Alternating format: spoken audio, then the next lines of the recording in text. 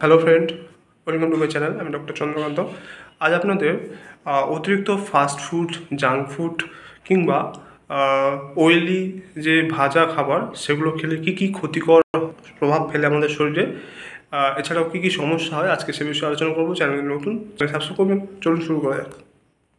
তো ফাস্ট ফুডে ক্যালোরি এবং ফ্যাট বেশি থাকে, তাই এটা ওজন বাড়াতে সাহায্য করে, তাই খুব বেশি ওজন বাড়িয়ে দেয়। এছাড়াও ফাস্ট ফুডে অতিরিক্ত সোডিয়াম, ফ্যাট এবং কোলেস্ট্রল থাকে, যেটা আমাদের হৃদরোগের ঝুঁকি বাড়ায়।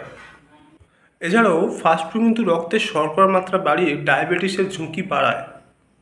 ফাস্ট ফুড কিন্তু হজম হতে সময় লাগে এবং পেটের বিভিন্ন সমস্যা তৈরি করে। এছাড়াও ফাস্ট ফুডে প্রয়োজনীয় ভিটামিন এবং মিনারেলস কম থাকায় এটি শরীরের জন্য কিন্তু ক্ষতিকর। অতিরিক্ত ফাস্ট ফুড খেলে ত্বকে ব্রণ বা নানা রকম ত্বকের সমস্যা হতে পারে।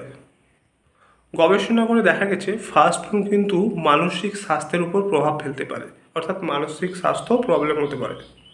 এছাড়াও দেখা গেছে শিশুদের অতিরিক্ত ফাস্ট ফুড খেলে স্থূলতা বা ওবেসিটি, হৃদরোগ এবং নানা রকমের সমস্যা সৃষ্টি হতে পারে।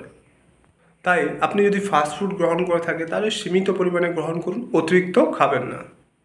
ফাস্ট ফুড বলতে আমরা বুঝি যেটা এগ রোল, চাউমিন, ফুচকা কিংবা তেলে ভাজা ইত্যাদি বাইরের যে সমস্ত খাবার, অয়েলি খাবার, সেগুলোকে ফাস্ট ফুড বলতে বুঝি। তো এগুলো যতটা পরিমাণে কম খাবেন এবং হেলদি খাবারের দিকে বেশি মনোযোগ দেওয়া উচিত।